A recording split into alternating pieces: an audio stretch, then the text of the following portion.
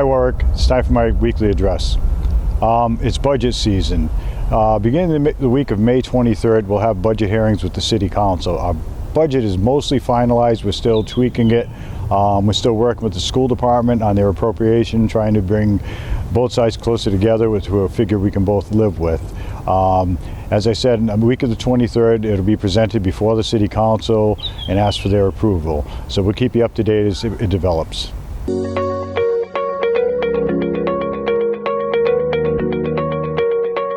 We have a lot of questions about the therapy pool, or the hot pool as it's called, the McDermott pool.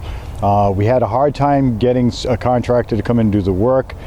We've completely deleted that bid, and we've gone out to rebid it. The contractor, the only one that actually bids on it, was requiring a down payment because of the subcontractors he uses also requiring down payments. It's a different time, it's COVID, we have different requirements, so we had to go through the City Council to get this process started.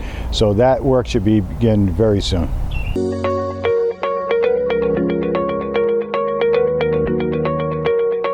Weekly update on sanitation. Things are improving greatly. We've been taking a lot of steps over this period of time.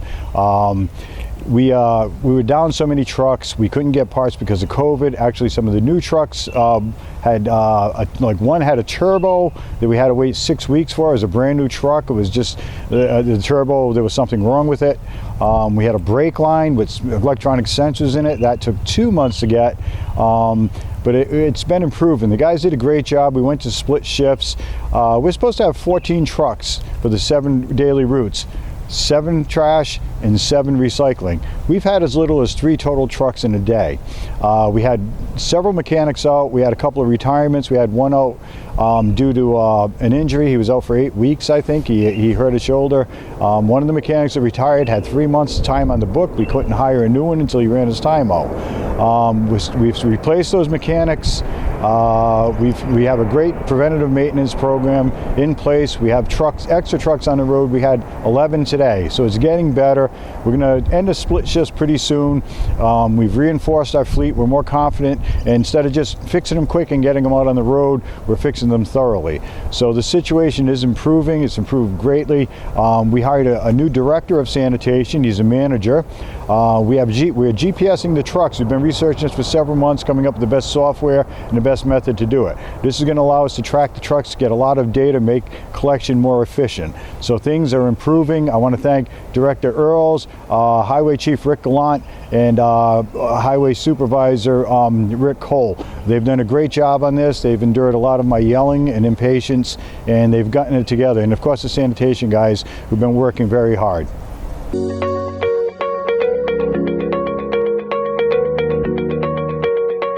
As you notice, we're here at the former Wick School. This is one of the surplus properties we have from the closed down schools. It's been sitting here for many years. We finally went through the process to liquidate these assets. This one, we went out to public bid, and the bids were open at this past Monday City Council meeting.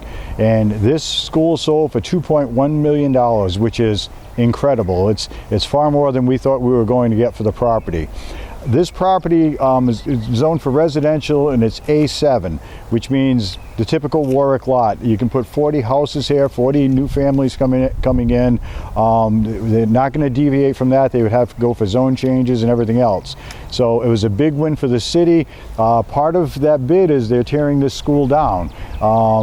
We had to do an environmental impact study, environmental assessment of it for the lead, the asbestos, and whatnot. This building would have cost us $650,000 in excess of that to tear down ourselves. So it's all part of the deal. We make $2.1 million going into the general fund. We'll get the tax revenue from a beautiful, nice neighborhood that's going in here. So this is a big win for the city, and now we're going to start moving on to the other properties. Today I publicly disclosed there was some kind of an error, clerical error. When I took office back in January of 2021, and some of my staff were involved in this, in February they were supposed to start deducting money from our benefits, our copay. Apparently that's never been done.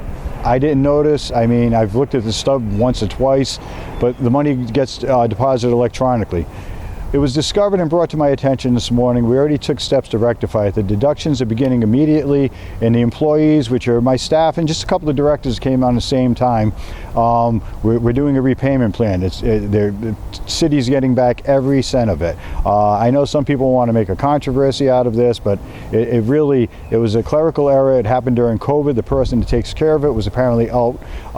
It wasn't discovered. I don't know why it would be discovered. They don't scrutinize that kind of thing. They're going to make sure it doesn't affect anyone else. But as I said, the repayment plan is going on right now. Deductions coming out immediately. I apologize for that, but I just want you to know I believe in transparency. We don't try to hide anything. If something happens, I tell you right away. Okay, that's it for this week, Warwick. We'll see you next week.